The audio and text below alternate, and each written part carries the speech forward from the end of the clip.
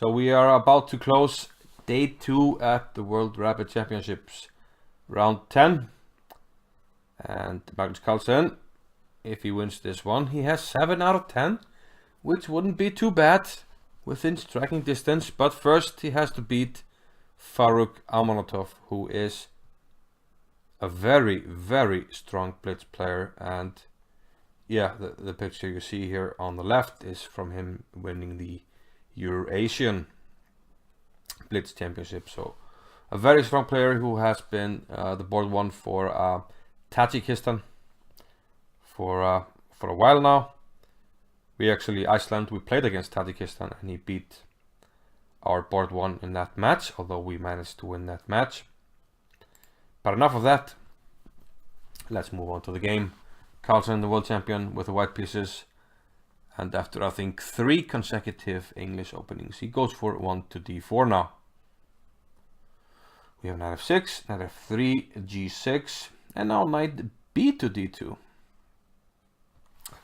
Okay, the idea here is that, yeah, if d5, white will go actually b4 and play these lines. And I have a book by Keith Arkell where I believe this is called the speckled egg or something like that. But yeah, I do believe Keith Arkell has played this line plenty of times. But Amonatov doesn't want to go for d5. He is more of a King's Indian type player, so he plays with d6. And now a curious move, bishop b5, which seems to be a loss of time after c6. And bishop back to d3. But this was explained excellently by Peter Leko at the in the official stream from the tournament. And there he mentioned lines with knight d2 and c3 against the Pirk and Modern. In those lines, the best line for black is often to play knight to c6 and then e5 quickly to equalize. But having played bishop to b5 and forced c6, that option is no longer available for black, so white gets a more comfortable game, having already committed the knight to d2. So a small nuance there in the opening. But we do have sort of a typical setup from black here, queen to c7, preparing and playing e5. And the setup from black, you know, resembles a lot of lines, such as the Philidor, some lines in the Spanish. A very solid setup. So we have knight to f1, bishop to b7, h3, rook f to e8, and knight to g3,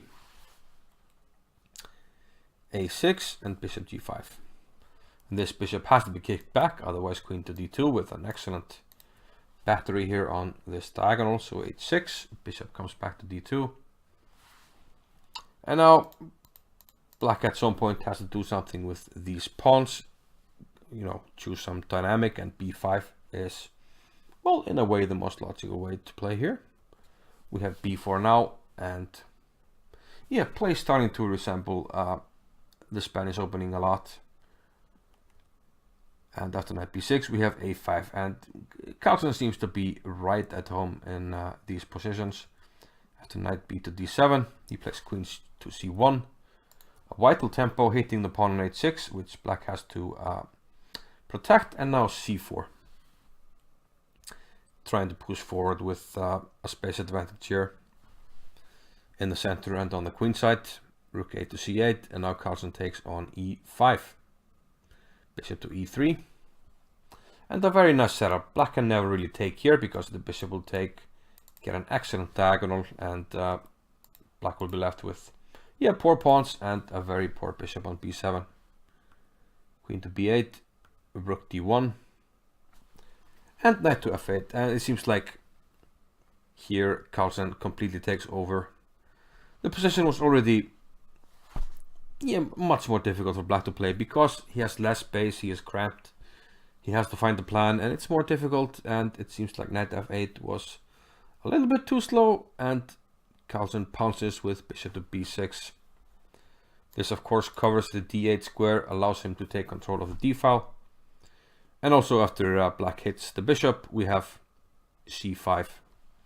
Okay, the bishop is buried here, but it has a great function, securing the a d-file, and black can never take on b6 because we will get a protected passed pawn here, which will be devastating in any endgame.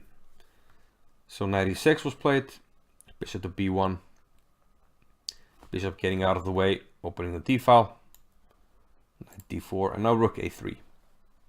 Getting ready to recapture here, and if not, to contest the d-file.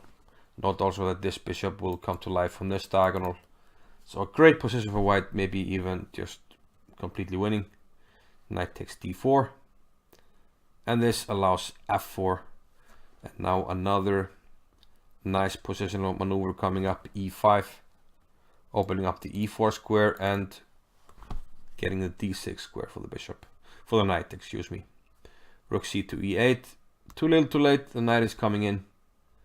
Knight to e6, knight to d6, and this position is just, I mean, too overwhelming. You have two great outposts for your pieces in the middle of the enemy camp, and black still has this horrible bishop buried by its own pawns.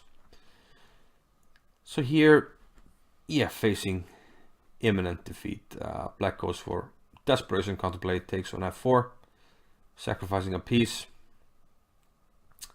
But this is simply not enough, and after bishop takes, pawn takes, and queen takes, after bishop to c5, Carlsen will be up a rook, so Farrukh did not push any further here in fighting, and he resigned. So Magnus managed to do it 4 out of 5 on day 2, so now he has 7 out of 10. If he can manage 4 or more tomorrow, then he still has chances to become the world rapid champion. But of course, having not faced any of the absolute top players, he will have a horrendous tiebreak, so he definitely needs to finish half a point ahead of the field. So 4 plus is what he will need tomorrow. Will he be able to do it? Well, we will have to see, and I'll see you then. Bye bye.